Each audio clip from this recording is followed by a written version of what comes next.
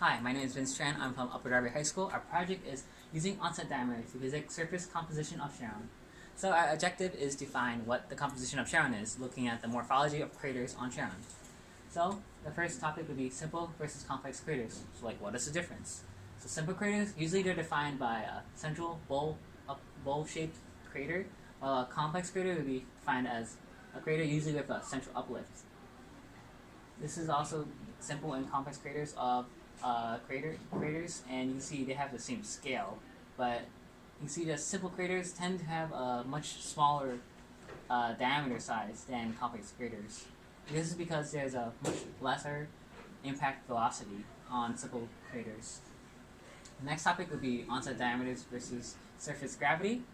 So onset diameter, we defined it as the cutoff between simple and complex craters. So below the onset diameter would be simple craters usually, and above the onset diameter would be usually complex craters. So this would be a graph of onset diameters and surface gravity. It's actually pretty interesting because you can see there's an inverse relationship between onset diameters and surface gravity.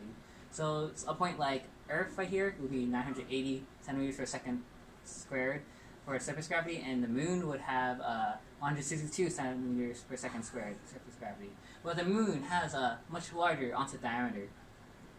So this shows that as you increase in the surface gravity, the onset diameter tends to decrease. This shows the relationship between those two variables. And now you can see there's another relationship that goes on. So how about the moon and Neptune? One of Neptune's moon, Tran. So they relatively have similar surface gravities, but the difference is the moon has a much larger